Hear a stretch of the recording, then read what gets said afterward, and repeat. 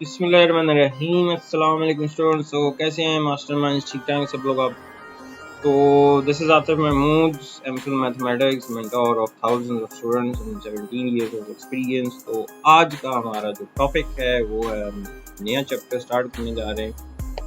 तो नया चैप्टर हमारा कौन सा है जी? Chapter number 3। चैप्टर 2 हमारा कंप्लीट हो गया था। तो अब हम आज करेंगे एक्सरसाइज 3.1। बहुत ही आसान सा चैप्टर है, कंप्लीट एक्सरसाइज करेंगे, सेट्स वाला टॉपिक है। तो आज हम बेसिक चीज़ें समझेंगे और पूरी की पूरी एक्सरसाइज 3.1 सॉल्व करेंगे। ठीक है, तो लेक्चर स्टार्ट करने से पहले एक छोटी सी रिक्वेस्ट क्या है कि अगर आपने चैनल सब्सक्राइब नहीं किया तो यह चैनल सब्सक्राइब जरूर कर लें, बेल का आइकन दबा दें ताकि अब आपको रेगुलरली जो लेक्चर्स मिलेंगे आपको उसका नोटिफिकेशन आ जाएगी। ठीक है, ताकि आपको लेक्चर बस। चलें स्टार्ट करते हैं आज का लेक्चर। बार पेपर में आ चुकी है, अच्छी तरह तैयार कर लें। Any part. हाँ जी, chapter number 3 sets and functions. बहुत ही आसान सा चैप्टर है। तो सेट्स वाला टॉपिक तो हर क्लास में आप पढ़ के आ चुके हैं। 6 क्लास में, 7th में, 8th में सेट्स वाला टॉपिक आपने पढ़ा होगा। ठीक है, चलें जी स्टार्ट करते हैं सेट्स के टॉपिक को। पहले सेट की डेफिनेशन पढ़ते हैं। डेफिनेशन पढ़ने से पहले सेट्स पे सबसे ज़्यादा काम किसने किया, थोड़ी सी हिस्ट्री है कि सेट पे ज़्यादा काम किया था जर्मन मैथमेटिशियन जॉर्ज कैंटोर, या ऐसे कह लेंगे इसकी थ्योरी पेश करने में इन जर्मन मैथमेटिशियन का बहुत ज़्यादा हाथ है। इन्होंने ये सेट थ्योरी पेश करने में अहम किरदार अदा किया। तो सेट बेसिकली हम डेली लाइफ में भी कहते हैं जी ये ग्लासेस का सेट है, ये हमारा टी सेट है, ये डिनर सेट है। तो इसी की कॉन्सेप्ट को हमने मैथमेटिक्स में किस तरह डिफाइन करना है, तो सबसे पहले हम डिफाइन करते हैं सेट को। जी सेट क्या है? तो यहाँ से शुरू हो गया आपकी सेट की डेफिनेशन। बुक सामने रख लो, अंडरलाइन कर लो। A set is described as a well-defined collection of distinct objects. तो सेट क्या होता है? सेट वेल डिफाइंड कलेक्शन होता है डिस्टिंक्ट ऑब्जेक्ट्स। अब यहाँ पर सेट की डेफिनेशन में दो चीज़ें आ रही हैं, एक आ रही है वेल डिफाइंड और एक आ रही है डिस्टिंक्ट। अब वेल डिफाइंड का मतलब होता है वाज़े, मतलब ऐसी चीज़ें जिनको आप देख सकें और अगर पॉसिबल हो टच भी कर सकें, ऐसी चीज़ें होती हैं वेल डिफाइंड। ठीक है, तो जैसे कि ग्लास है, मार्कर है, ठीक है, ये सारी जो चीज़ें हैं ये आपकी वेल डिफाइंड चीज़ें हैं। जैसे बुक है, ठीक है, ऐसी चीज़ें जिनको आप देख सकते हैं और टच भी कर सकते हैं, जिसका वजूद है, ठीक है, फिजिकली भी है और आप उसको चेक भी कर सकते हैं। तो ऐसी चीज़ें वाज़े क्या कहलाती हैं? Well defined. उसके बाद डिस्टिंक्ट का मतलब क्या? डिस्टिंक्ट का मतलब होता है मुख्तलिफ, डिफरेंट चीज़ें। वाज़े और डिफरेंट चीज़ों का जो कलेक्शन होगा ना, वो क्या कहलाएगा? वो एक सेट। ठीक हो गया। तो ये है जी, जैसे मेरे पास ये एक ग्लास है, ये एक बुक है, चलें जी ये हमारे पास एक स्टिक है या स्केल कह लो, तो इसका जो कलेक्शन होगा ये हमारा क्या कहलाएगा? सेट कहलाएगा।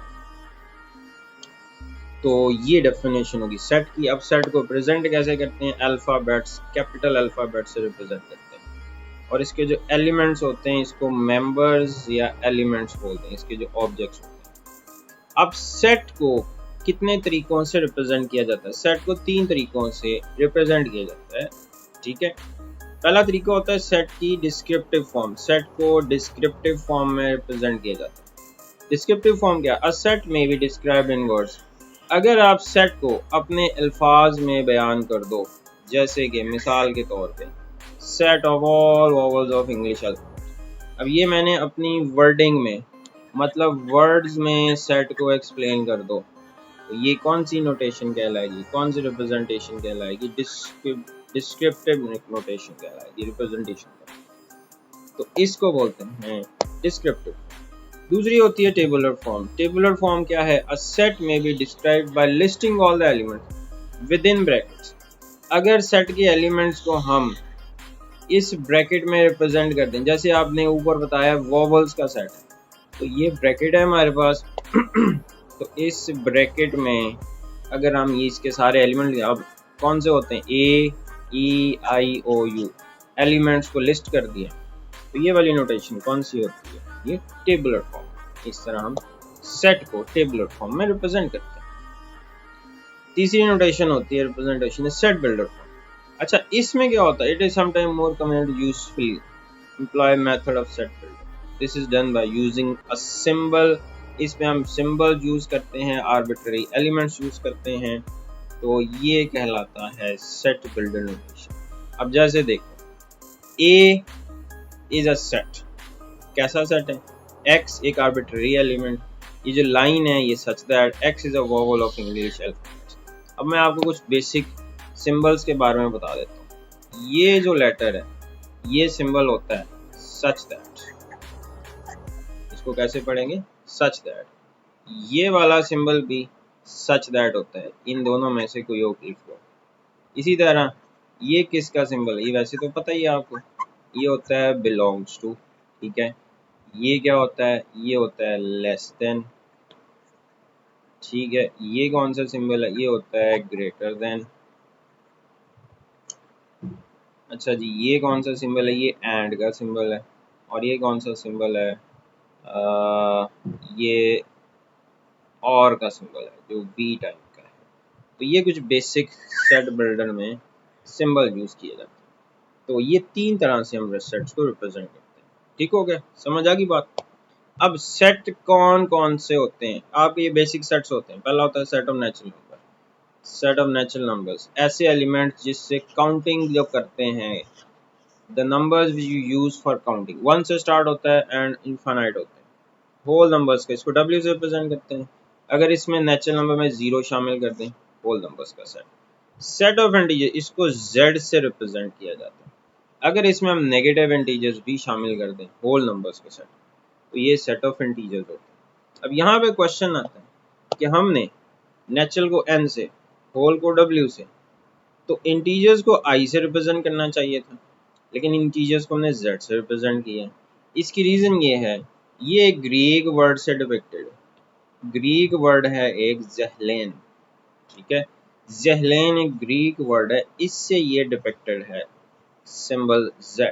ज़हलेन का मतलब होता है नंबर्स, तो इस वजह से इसको Z से रिप्रेजेंट किया जाता है। तो याद रखते हैं इंटीजर्स के सेट को Z से रिप्रेजेंट किया जाता है, बिकॉज इसकी पुरानी नोटेशन Z है और ये ग्रीक एक वर्ड होता है ज़हलेन, इससे ये डिपिक्टेड है। पहले इसको Z से किया जाता था और आज भी उसी वर्ड से हम इसको डिपिक्ट करते हैं, ठीक है। तो ये हो गया सेट ऑफ इंटीजर्स। उसके बाद आपको पता है ऑड नंबर्स होते हैं, ऑड इंटीजर्स जो 2 पर डिविजिबल नहीं होते। इवन इंटीजर को ई से जो 2 पर डिविजिबल होते हैं, 0 पे एक इवन इंटीजर होता है। उसके बाद प्राइम नंबर्स का सेट, ऐसे नंबर्स जिनके 2 डिवाइजर हों, एक वो खुद, एक 1, तो 2 प्राइम नंबर है, 3 प्राइम, और ये याद रखना हमेशा पॉजिटिव होते हैं।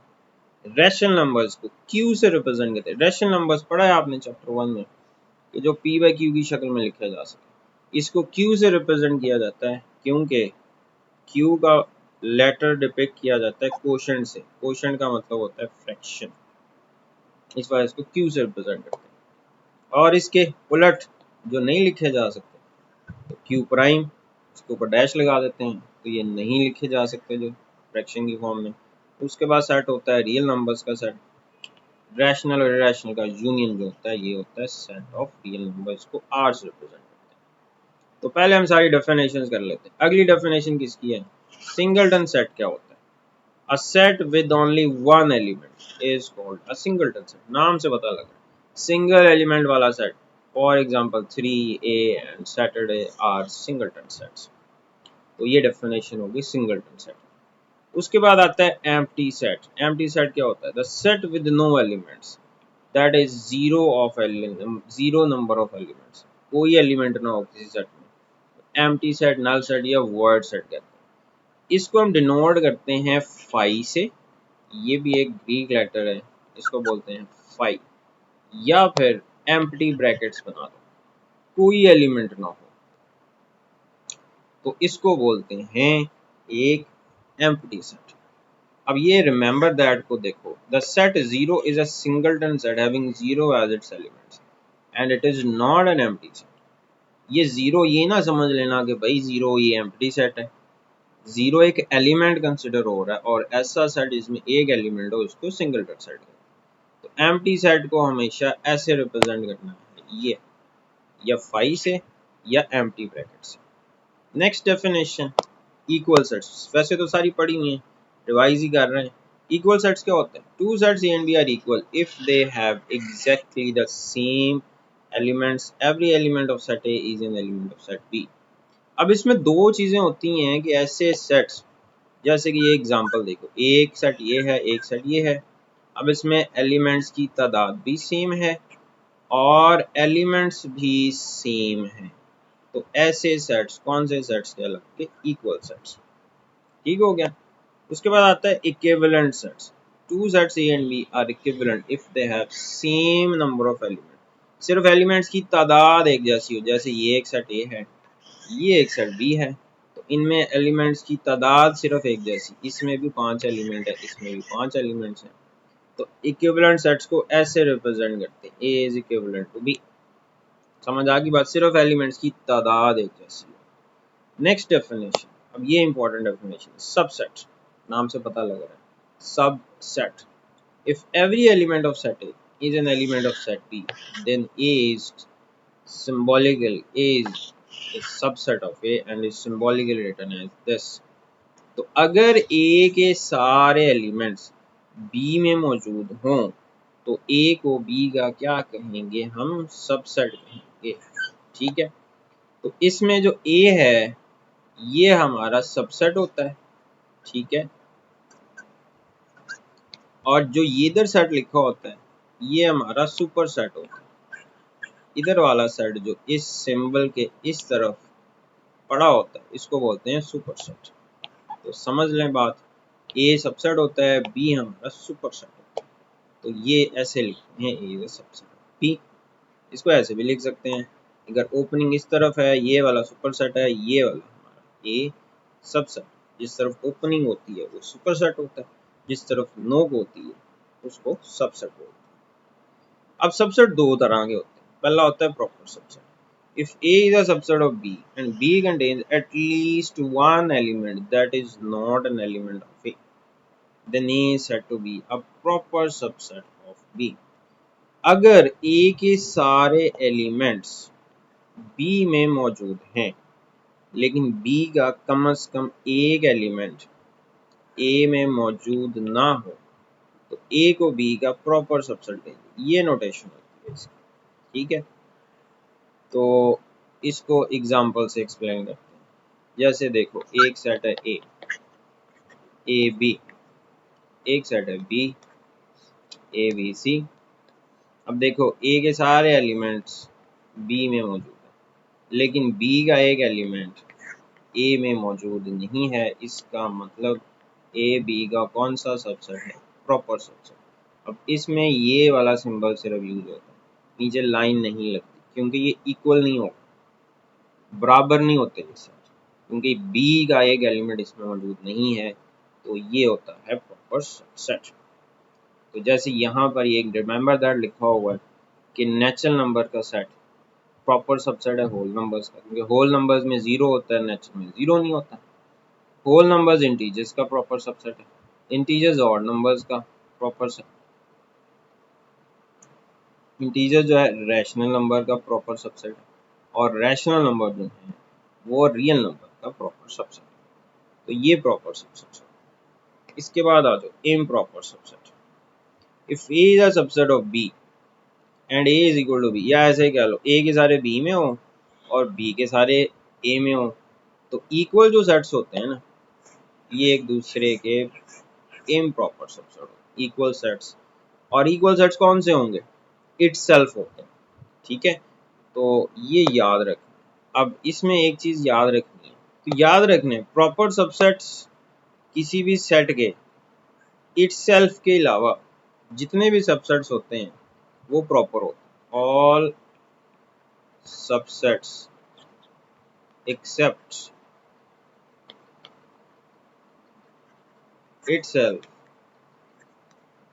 are proper, तो itself के अलावा जितने सबसेट होंगे वो सारे प्रॉपर होंगे, और इम्प्रॉपर सिर्फ एक ही होगा।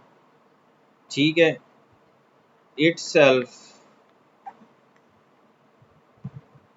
इज इक्वल टू इम्प्रॉपर, मतलब किसी भी सेट का सिर्फ एक ही इम्प्रॉपर सबसेट होगा। Every set has only one improper subset. ठीक है, और वो अपने आप का इम्प्रॉपर सबसेट होगा। चलो, universal set, the set that contains all the objects or elements under discussion is called universal set और universe of discourse। तो इसको हम U से रिप्रेजेंट करते हैं, मतलब आप जिनको डिस्कस कर रहे हो, जिन सेट्स को, उन तमाम सेट्स को बना के एक सबसे बड़ा सेट बना दो, वो यूनिवर्सल सेट होता है। इसकी छोटी सी एग्जांपल है कि आपके स्कूल में असेंबली एरिया में सारी की सारी जो क्लासेस हैं वो अगर इकट्ठी हो जाएं तो ये पूरे यूनिवर्सल सेट बन जाएगा आपके स्कूल का, पूरे स्कूल का यूनिवर्सल सेट। तो पूरे स्कूल की तमाम क्लासेस इकट्ठी करते हैं तो यूनिवर्सल सेट बन गया। तो तमाम एलिमेंट्स इकट्ठा कर दो जो भी डिस्कस कर रहे हैं, उसका एक सबसे बड़ा जो सेट होता है वो यूनिवर्सल सेट होता है। Power set, the power set of a set is denoted by P of S। किसी सेट का पावर सेट को P of S से represent is the set containing all the possible subsets of it। किसी set के तमाम possible subsets का अगर set बना दिया जाए तो वो उसका पावर सेट कहलाता है। ठीक है, तो इसकी ये एग्जांपल देख लो, D एक मेरे पास सेट है, ठीक है, इसमें एक ही एलिमेंट है। अब इसके सबसेट कौन से होंगे, एक होगा एम्प्टी सेट और एक होगा खुद। तो इसका हमने पूरा एक सेट बना दिया अलग से, तो ये इसका क्या कहलाएगा, पावर सेट। अब पावर सेट के एलिमेंट्स की तादाद डायरेक्टली निकालनी हो, इसका फॉर्मूला ये होता है। तो याद रखना, किसी भी सेट के पावर सेट के एलिमेंट्स की तादाद कैसे निकालनी है, 2 की power m, m number of elements को रिप्रेजेंट करता है। जैसे एक सेट है, उसके 2 एलिमेंट्स हैं, तो इसके पावर सेट में कितने एलिमेंट्स होंगे, तो 2 की पावर 2, तो इसके पावर सेट में 4 एलिमेंट्स होंगे। तो ये आपकी हो गई डेफिनेशंस कंप्लीट। तो अब हम चलते हैं एक्सरसाइज पे। चलो बेटा एक्सरसाइज पे आ जाए। तो पहला क्वेश्चन है, right the following sets in set builder notation. ठीक है, आसान आसान से क्वेश्चन है। तो पहला सेट है हमारा 1 4 9 6 25 36 एंड सो।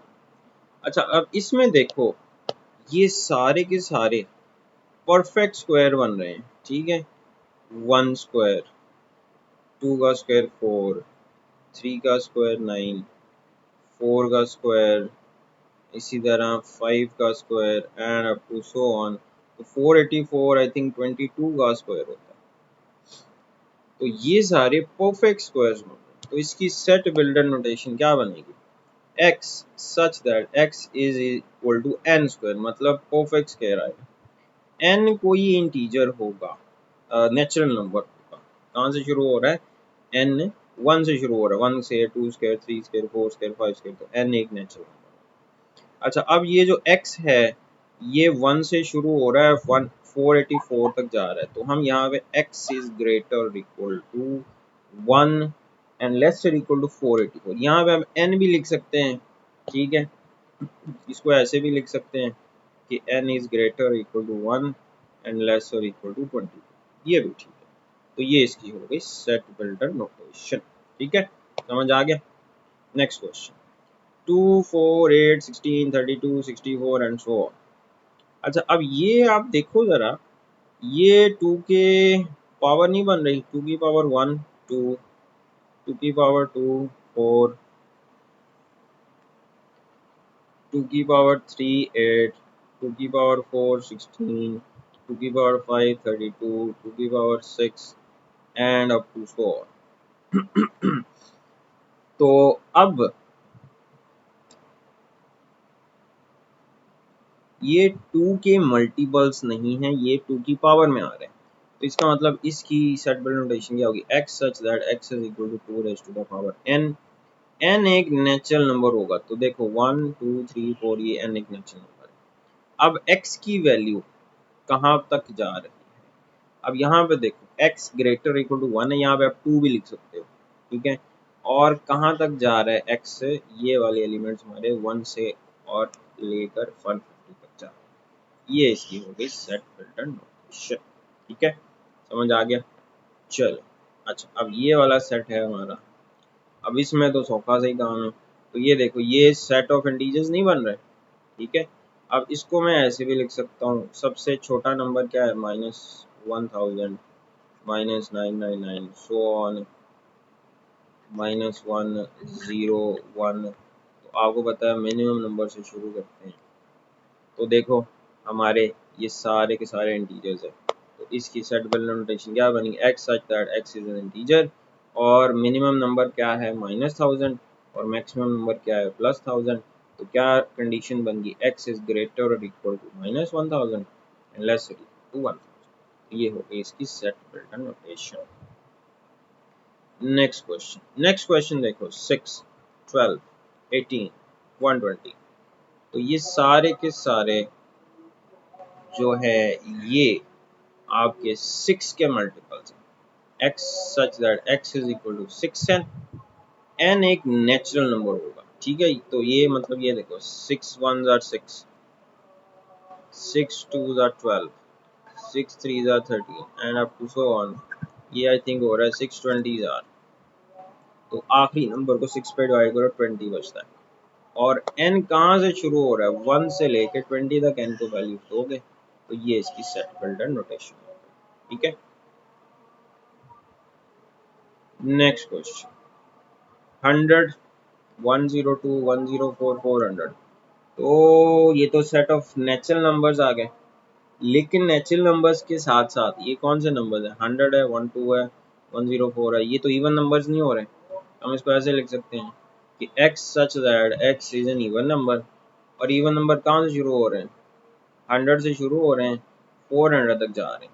तो even numbers are x greater equal to 100 and less equal to 400। 2 का मल्टीपल्स भी लिख सकते हैं, ये भी सही है, ठीक है। चल 6 क्वेश्चन 1 3 9 27 81। जी समझ आ गई, क्या है 3 के मल्टीपल्स हैं, 3 की पावर्स हैं।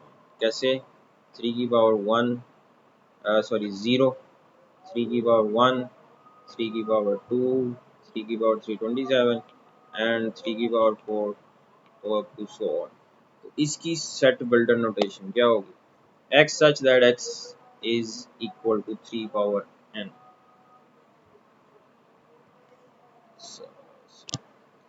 तो 3 के मल्टीपल्स हैं, तो इसको लिखेंगे x such that x is equal to 3 power n। n whole numbers है, देखो क्योंकि ये 0 1 2 0 से शुरू हो रहा है, ठीक है। तो ये इसकी set builder notation. Next question 1 2 4 5 10 20 25 50 100।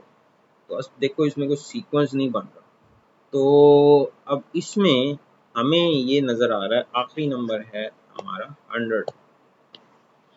अब देखो 100 को डिवाइड करता है, 200 को डिवाइड करता है, 400 को डिवाइड करता है, 500 को डिवाइड करता है, 10 भी 20 भी 25 भी 50 भी। तो इसका मतलब हमारा ये सेट कैसे बनेगा, x such that x is a divisor of 100, 100 के सारे डिवाइजर, और 100 भी 100 को डिवाइड करता है, ठीक है। नेक्स्ट क्वेश्चन 5 10 15 100, मतलब 5 इंटू 5 का मल्टीपल, 5 का टेबल आ गया। तो इसको कैसे लिखेंगे, x such that x is equal to 5 और n एक नेचुरल नंबर होगा। अब देखो लास्ट नंबर है 100, 100 को 5 पे डिवाइड करो कितना बचता है 20। तो 5 1s are 5, तो 1 से लेकर 20 तक नेचुरल नंबर बनेंगे। तो इसका मतलब इसकी कंडीशन क्या बन गई, n is greater equal to 1 and less to 20, ठीक है। Set of all integers between -100 and 1000। तो इसकी तो आसान सी है, x such that x is an integer and, अब क्योंकि x greater than in between है, क्या है इन बिटवीन है -100 और 1000 के, तो यहाँ पे हमने इक्वल का निशान नहीं लगाना, बगैर इक्वल आएगा x greater then -100 and less than 1000। तो ये इन बिटवीन का मतलब होता है कि ना ही ये नंबर ना ही ये नंबर, इसके दरमियान वाले नंबर अगर ये भी शामिल होंगे तो इक्वल लगेगा, तो ये इसकी सेट फिल्टर नोटेशन। ठीक है, समझ आ गया क्वेश्चन 1। अब आ जाओ क्वेश्चन नंबर 2 पे। क्वेश्चन नंबर 2 में right each of following sets in tabular form. अब आपको सेट बिल्डर में गिवन है, टेबुलर में कन्वर्ट करना। पहला question, x such that x is a multiple of 3 और x क्या है, लेस और इक्वल टू 35। ठीक है, तो 35, अब यहाँ पर जो है ना, कुछ बुक्स में यहाँ पे 36 भी लिखा हुआ है। ठीक है, तो अब यहाँ पे जो सही वाली स्टेटमेंट है वो 35 है। अब यहाँ पर 3 के मल्टीपल्स लिखने और 35 या उससे इक्वल, 3, 6, 9 एंड 35 जो है ना, ये 3 का मल्टीपल नहीं है, इसका मतलब इसका आखिरी नंबर होगा 33। तो ये हमारी इसकी क्या बन जाएगी, टेबुलर फॉर्म, मतलब 3 के सारे मल्टीपल्स और किसके कितने तक, 35 या 35 से लेस। अब 35 क्योंकि 3 पे डिविजिबल नहीं है तो वो शामिल नहीं होगा, तो ये इसकी सही वाली सेट बिल्डर टेबुलर फॉर्म हो गई।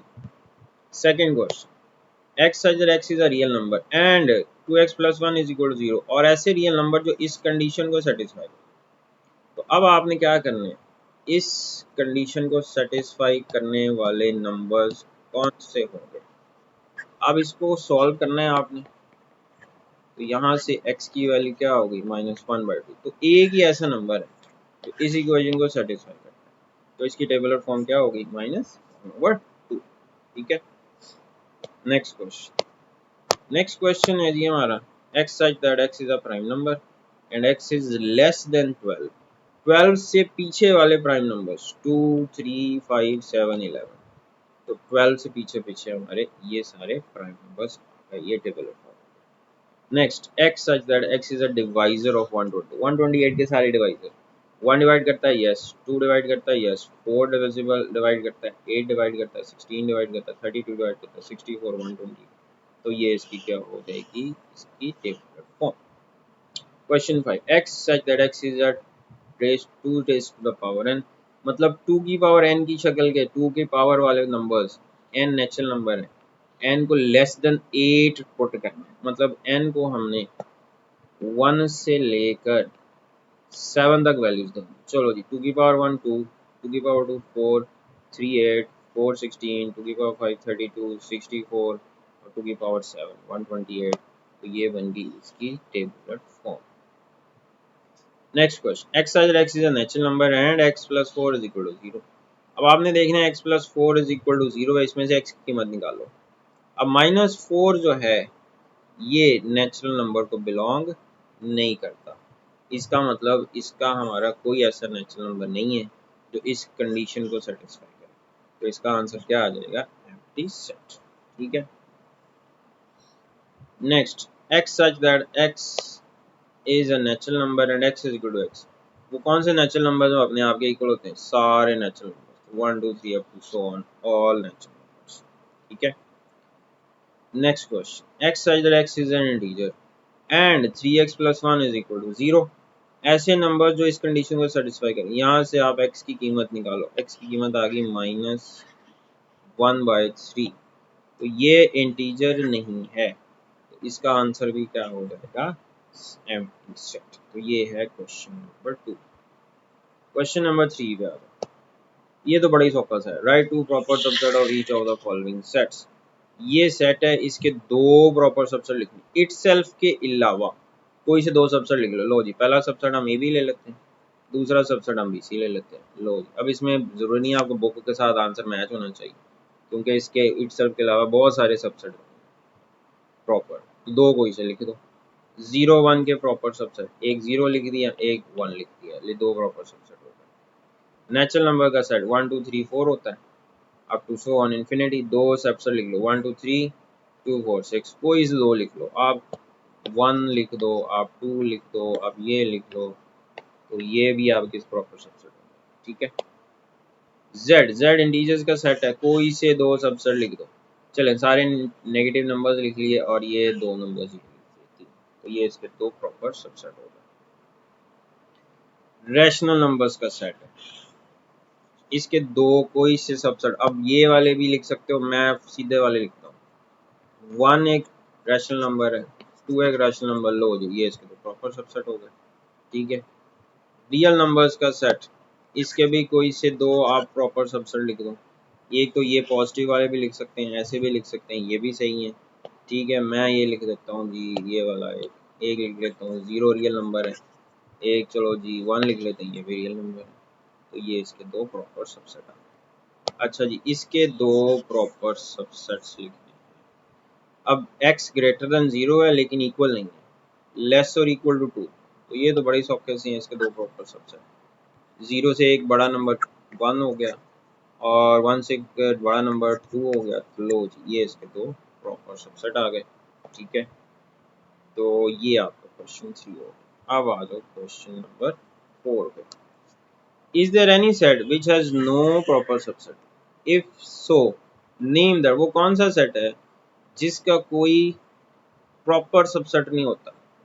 तो यस है हमारे पास एक, कौन सा सेट है? The only set that has no proper subset is empty set. जो एम्प्टी सेट होता है इसका कोई प्रॉपर सबसेट नहीं होता। ठीक है, चलो next question. What is the difference between A B and the set A B? क्या फर्क है इन दोनों में? चलो पहले देखते हैं ए बी क्या है। ए बी में दो एलिमेंट्स हैं, ए और बी, लेकिन इसमें एक ही एलिमेंट है, one element, that element is itself a set. तो मतलब इस सेट में दो एलिमेंट्स हैं, इसमें एक एलिमेंट है, और जो एक एलिमेंट है वो इटसेल्फ एक सेट है। तो ये इन दोनों के दरमियान डिफरेंस किया। क्वेश्चन नंबर 6, और तो बड़ा ही सौखा सा सवाल है। What is the number of elements in the power set of the following sets? क्या करना है आपने, पावर सेट के एलिमेंट्स की तादाद बताओ। चलो जी, एम्प्टी सेट, इसमें नंबर ऑफ एलिमेंट्स कितने हैं? 0। फॉर्मूला क्या होता है? 2 की पावर n। तो 2 की पावर 0, क्या आंसर आ गया? 1। तो इसके कितने एलिमेंट होंगे पावर सेट में? 1, 0 1। इसमें कितने पावर सेट के एलिमेंट होंगे? नंबर ऑफ एलिमेंट्स हैं 2, फॉर्मूला लगाओ 2 की पावर n, तो n की वैल्यू 2 है, तो कितने पावर सेट के एलिमेंट्स होंगे? 4। इसमें देखो जी कितने एलिमेंट्स हैं? 7 एलिमेंट्स। फॉर्मूला लगाओ number of elements in the power set, 2 की पावर n, 2 की पावर 7 एंड n 7 आ गया, 128 एलिमेंट्स। इसमें देखो जी कितने एलिमेंट्स हैं? 8 एलिमेंट्स हैं। तो number of element power set का फॉर्मूला होता है 2 की पावर n, n की वैल्यू 8 पुट करो, कितने एलिमेंट्स होंगे? 256। नेक्स्ट है जी ए और बी सी सेट। अब इसमें जब सेट के अंदर सेट आ जाता है ना, तो ये एक एलिमेंट कंसिडर होता है। इसमें टोटल एलिमेंट्स हैं 2, तो पावर सेट के फॉर्मूला लगाओ 2 की पावर n है, 2 की पावर 2, 4 इसके पावर सेट में एलिमेंट्स के। छठा क्वेश्चन। अब सेट के अंदर तीन सेट्स आ रहे हैं, एक एलिमेंट है, दो एलिमेंट है, तीन एलिमेंट है। तो कितने एलिमेंट्स हैं? तीन एलिमेंट्स हैं। तो number of elements in the power set कितने हो गए? 2 की पावर n होता है, 2 की पावर 3 कितने एलिमेंट्स होंगे? 8 एलिमेंट्स के। ये है जी क्वेश्चन नंबर का 6। 7 वाला भी आसान सा क्वेश्चन है। Write down the power set of each of the following sets. In sets के पावर सेट लिखने हैं आपने। ठीक है, ये हमारे पास सेट है। ठीक है, तो इसका पावर सेट क्या होगा आपको मालूम है। सबसे पहला सेट क्या होता है? एम्प्टी सेट, फिर सिंगल सिंगल एलिमेंट्स का सेट, फिर पूरा सेट। तो इसके पावर सेट के एलिमेंट्स की तादाद कितनी होगी? 4 होगी। तो देखो इसके चार ही एलिमेंट्स आ रहे हैं, 1 2 3 4। यस, तो ये हो गया इसका power set. Next question, plus minus multiplication division. अब इसके पावर सेट के एलिमेंट्स निकालो। पहला सबसेट एम्प्टी सेट, फिर सिंगल सिंगल एलिमेंट्स। ठीक है, फिर आपने इनके पेयर्स बने। अब पेयर्स समझ लो कैसे बनेंगे। पेयर्स बनेंगे ऐसे, plus minus, plus multiplication, plus division, plus minus, plus multiplication, plus division. Plus पूरा हो गया, माइनस मल्टीप्लिकेशन, माइनस डिवीजन। तो माइनस के ये दो और बनेंगे, माइनस मल्टीप्लिकेशन। अब मल्टीप्लिकेशन का एक बनेगा, इसके अलावा मल्टीप्लिकेशन डिवीजन। तो ये हमारे बन गए जो ऑर्डर्ड पेयर्स, मतलब ये हमारे पेयर्स बन गए। अब ट्रिपल्स कैसे बनाने हैं? ट्रिपल्स ऐसे बनेंगे, ये समझ लो बस। पहला ट्रिपल बनेगा ये, प्लस माइनस मल्टीप्लिकेशन। ठीक है, दूसरा ट्रिपल ऐसे बनेगा, ये वाला, प्लस मल्टीप्लिकेशन डिवीजन, ठीक है, प्लस मल्टीप्लिकेशन डिवीजन। अब आपने मिक्स करने हैं, कैसे? देखो, पहला प्लस दरमियान वाला छोड़ दो, प्लस मल्टीप्लिकेशन डिवीजन, तो ये हमारा बन गया ये प्लस मल्टीप्लिकेशन और डिवीजन, ठीक हो गया। अब ये दो बनेंगे, डिवीजन माइनस और डिवीजन एडिशन, तो ये बनना है प्लस माइनस डिवीजन, ठीक है, plus multiplication division minus multiplication division, तो ट्रिपल्स हमारे इस तरह बनेंगे। और उसके बाद पूरे का पूरा सेट, तो इसके टोटल एलिमेंट्स कितने होंगे? 2 की पावर 4, तो 16 एलिमेंट्स होंगे।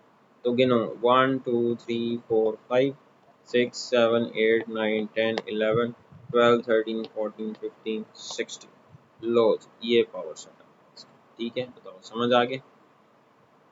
चलें जी, नेक्स्ट क्वेश्चन है, तो इसके पावर सेट, अब फाई अब एक एलिमेंट कंसिडर हो रहा है, मतलब ये और ऐसे, तो पहला सबसेट होता है एम्प्टी सेट, ठीक है, फिर सिंगल सिंगल एलिमेंट्स का सेट, तो इसका एक ही एलिमेंट है तो वो ही पूरे का पूरा एक सेट बन जाएगा, तो ये इसका पावर सेट। चलें जी, ना next question, A B C, ये दो एलिमेंट्स आ रहे हैं, इस सेट के अंदर एक सेट आ जाए तो ये एक सेट होता है एम्प्टी सेट, फिर सिंगल सिंगल एलिमेंट्स का सेट, ये एक पूरा एलिमेंट है और उसका सेट बना देना, फिर पूरे का पूरा सेट, तो ये हमारा क्वेश्चन कंप्लीट हो गया। तो ये है जी एक्सरसाइज 3.1, तो बहुत ही आसान सी बच्चों वाली एक्सरसाइज है। क्वेश्चन ज़रूर किया करें, कमेंट्स में क्वेश्चन पूछा करें, कोई समझ ना आए, ठीक है, लाइक शेयर ज़रूर किया करें यार, ताकि बाकी लोगों तक भी ये पूरे का पूरा लेक्चर पहुँचे। तो इंशाल्लाह नेक्स्ट लेक्चर में आपको मैं 3.2 कंप्लीट समझाऊंगा। तब तक अल्लाह हाफिज़, कीप लर्निंग मास्टरमाइंड्स।